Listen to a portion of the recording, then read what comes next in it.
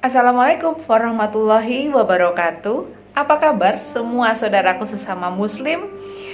Insya Allah semuanya sehat walafiat tanpa kurang satu apapun dan bahagia. Kenapa harus bahagia? Karena ketika kita bahagia, otomatis imun kita akan terdongkrak naik. Nah, ketika imun kita terdongkrak naik, maka insya Allah kita akan bisa terhindar dari virus yang sedang mencengkram hampir seluruh dunia, yaitu COVID-19. Ingat, kebahagiaan itu tidak bisa dicari di mana-mana. Kebahagiaan itu tidak ada di mana-mana. Kebahagiaan itu kita yang menciptakan. Kebahagiaan itu ada di dalam diri kita sendiri. Bagaimana supaya kita bisa menggapai kebahagiaan itu? Ada dua cara. Yang pertama yakni selalulah bersyukur dalam segala macam situasi. Mau senang, mau sedih, selalulah bersyukur. Karena yakin itu pasti yang terbaik yang diberikan oleh Allah Subhanahu wa Ta'ala. Yang kedua, selalulah tersenyum. Karena ketika tersenyum, kita nggak usah nunggu bahagia dulu. Senyum dulu, maka insya Allah kita akan bahagia. Dua hal tadi yang bisa kita lakukan demi untuk menggapai kebahagiaan. Nah, saudaraku sesama muslim, alhamdulillah kita masih bisa berjumpa kembali dengan saya Monik Ani Putra dalam channel Couple Tablik. Bismillahirrahmanirrahim. Robbighfirli wali walidina warhamhuma kama rabbauna sigara. Allahumma sholli ala Muhammad wa ala ali Muhammad. Alhamdulillahirabbil alamin. Sekolah Panguripan pada kesempatan kali ini akan bicara tentang sesuatu yang agak horor sedikit, yaitu tentang keluarga yang toksik. Nah, keluarga yang toksik. Di dalam keluarga itu ada yang toksik, itu kan racun ya. Di dalam keluarga itu mungkin, semoga tidak terjadi pada kita semua, mungkin ada 1-2 orang yang toksik, yang mana ketika dia hadir itu akan meracuni semuanya, membuat gerah semuanya, membuat suasana itu tidak enak, gitu ya, membuat suasana itu tidak enak. Nah, itulah yang disebut dengan toksik. Kali ini yang akan kita bahas adalah bagaimana atau apa yang akan kita lakukan, yang harus dilakukan apabila orang tuanya yang toksik, orang tuanya yang meracuni, jadi racun di dalam keluarga itu sendiri. Toxic parents atau orang tua yang meracuni, yang jadi racun di keluarga itu adalah orang tua yang tidak menghormati dan memperlakukan anaknya dengan baik sebagai individu. Mereka bisa melakukan berbagai kekerasan pada anak, bahkan membuat kondisi psikologis atau keadaan kesehatan mental si anak terganggu. Toxic parent itu juga enggan, dia nggak mau kompromi, nggak mau bertanggung jawab, gak mau minta maaf pada anaknya apabila dia salah. Ingat bahwa kita walaupun jadi orang tua juga manusia yang sering, tidak hanya 1-2, sering juga melakukan kesalahan kepada anak. Maka apabila kita melakukan kesalahan pada anak, minta maaf itu tetap diharuskan, gitu ya, tetap diharuskan. Nah, sekarang kita mulai membahas kira-kira apabila ternyata di dalam satu keluarga itu orang tuanya ada yang toksik gitu, ada yang toksik. Maka tips apa yang harus dilakukan untuk menghadapi beliau-beliau ini? Yang pertama adalah hendaknya kita menetapkan batasan antara diri sendiri dan orang tua. Jadi ada batasannya. Dan ini kita harus mengkomunikasikan kepada beliau. Tapi ingat, karena kita sebagai anak, maka juga dijaga tutur katanya. Bukankah kita berkata ah saja tidak boleh, apalagi bernada tinggi, apalagi membentak, menghardik, jangan sampai. Naudzubillah min dzalik.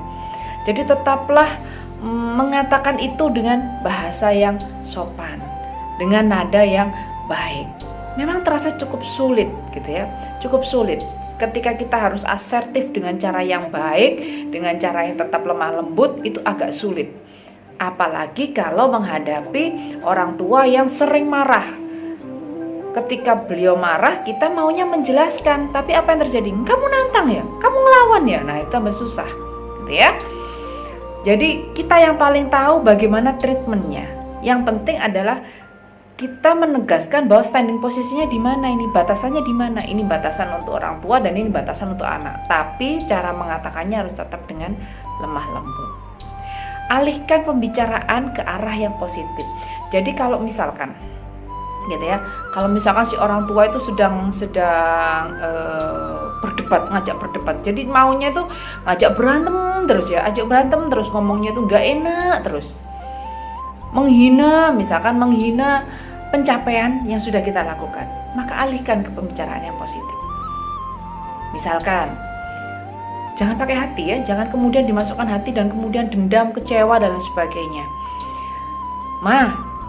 Ini tadi mama masak apa? Hari ini mama kok cantik sih, mama masak apa ya, langsung dirangkul, dicium dan lain sebagainya. Tetaplah lembut, tetaplah lembut, tetaplah lembut kepada orang tua, terutama kepada ibu. Buatlah mereka bahagia sebisa kita. Jadi alihkan ke arah positif dengan cara, mama tadi masak apa seharian, tadi mama itu belanjanya jam berapa, tadi mama itu, buatlah beliau bercerita atau menceritakan apa kesenangannya. Mama kok sudah lama nggak ke mall, nanti kalau sudah pandemi habis atau berkurang kita ke mall yuk, aku pengen ngajak mama jalan-jalan. Kita sudah lama loh nggak jalan-jalan, ajak ngobrol. Dan jangan lupa senyum. Ketiga adalah cari kesibukan di luar rumah. Bukan dalam artian tidak pernah pulang, tapi daripada di rumah kita emosinya tidak bisa dikendalikan, maka ada baiknya mencari kesibukan di luar rumah, tapi tetap ada batasan waktunya. Kalau enggak nanti pulang dimarahi lagi kita. Nah gitu ya, supaya apa? Supaya paling tidak teralihkan sedikit lah dari keadaan yang merasa tidak enak tadi di rumah. Sempatkan waktu untuk me time, yang keempat. Sempatkan waktu untuk me time. Setiap orang harus punya me time atau waktu yang kita pergunakan melakukan kegiatan yang paling kita senangi. Apakah nonton, apakah makan, apakah masak, apakah apa saja. Apakah mendengarkan musik? Boleh, silahkan. Kalau misalkan senangannya itu ke pantai, pergi ke pantai. Kalau senangannya itu makan, pergilah makan. Tapi karena ini di era pandemi, maka berhati-hatilah, terapkan selalu protokol kesehatan. Gitu ya, apalagi ini kurvanya mulai naik lagi, ada second wave, maka berhati-hatilah apabila ingin melakukan perjalanan jauh. Me time-nya ya sekedar mendengarkan musik dan lain sebagainya. Tapi ketika kita berasik ria mendengarkan musik di kamar, jangan lupa kalau misalkan ada panggilan dari ibu, dari mama, juga harus segera siap sedia datang segera, gitu ya.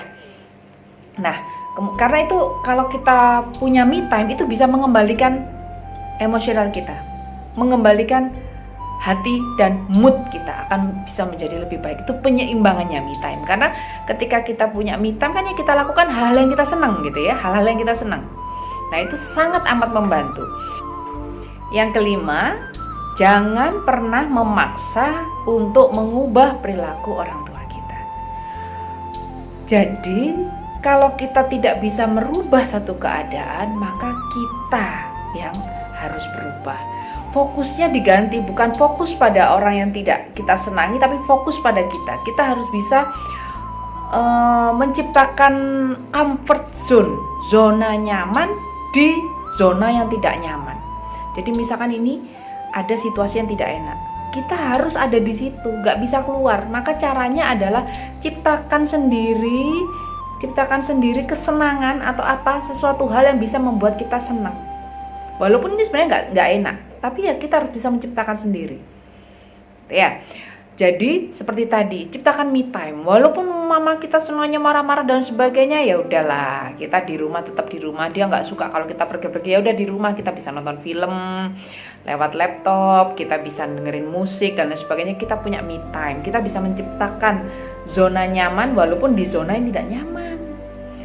Nah, walaupun orang tua seperti itu, jangan pernah kita ingin atau mengendalikan mereka supaya berubah. Ayo Ma, harus berubah, ayo Pak, harus berubah. Tidak harus. Kalau memang begitu, Maka seperti orang Jawa bilang, kalau watuk ono obate, batuk ada obatnya, ning nek watek ora nek obate. Kalau sudah watak itu sudah bawaan, nggak ada obatnya, tidak ada yang bisa merubah watak seseorang, susah karena sudah bawaan orok. Nah, lalu yang kita lakukan adalah itu tadi, apabila kita tidak bisa merubah keadaan, maka kita yang harus berubah. Seperti yang ada di satu sesi nanti yang kita bahas tentang memahami atau dipahami dulu nih. Nah, maka yang harus kita lakukan, ini jawaban atau penerapan yang mungkin bisa dijadikan contoh utama.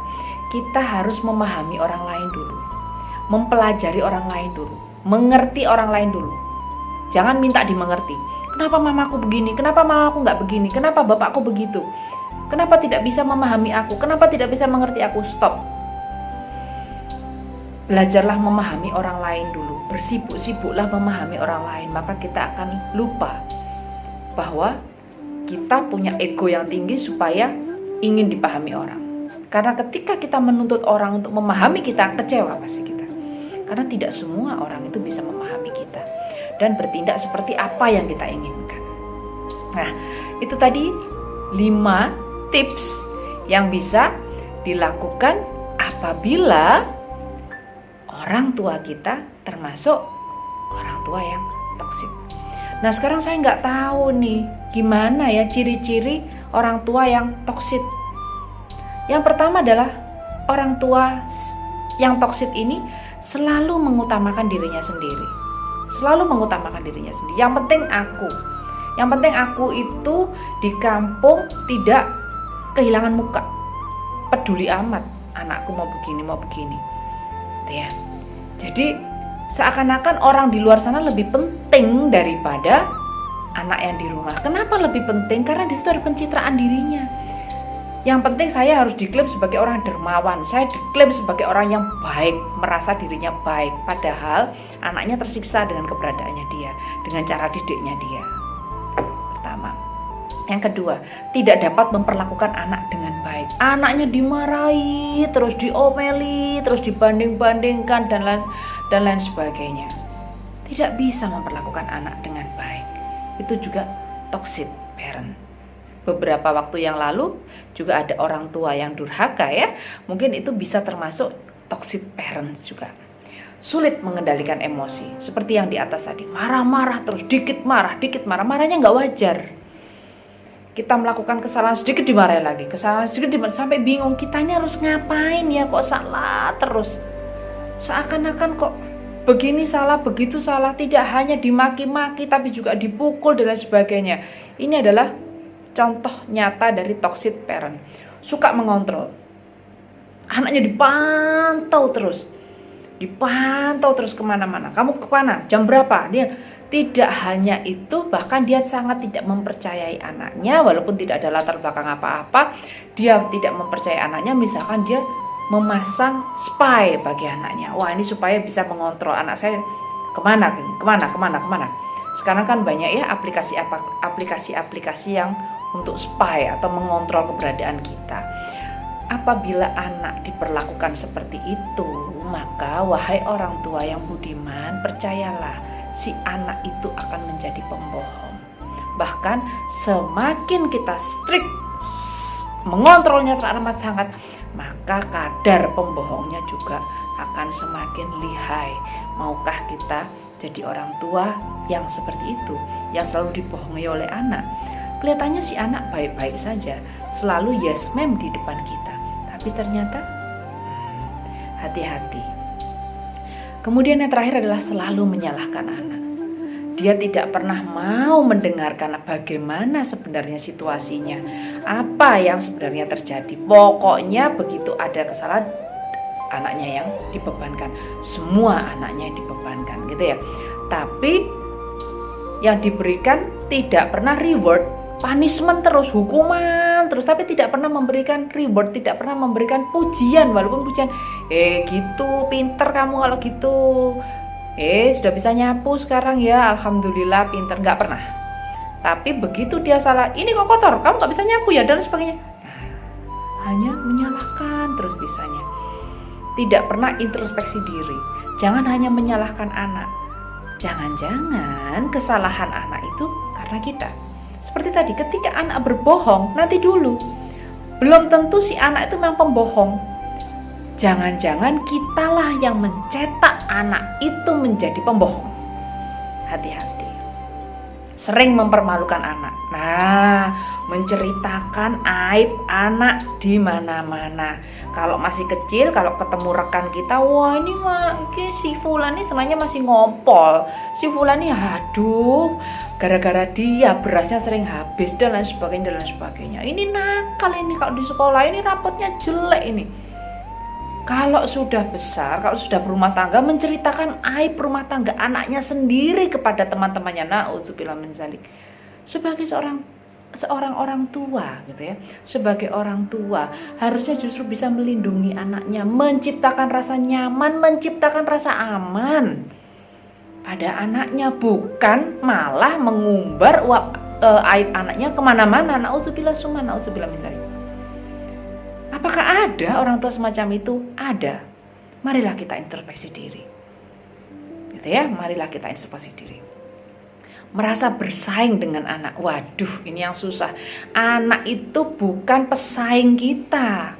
Jadi misalkan ibunya gak mau kalah, berebut kasih sayang ayahnya. Bahkan ibunya ini gak seneng kalau anaknya deket sama ayahnya. Apakah ada? Ada. Saya menemui hal itu. Na'udzubillah min dzalik.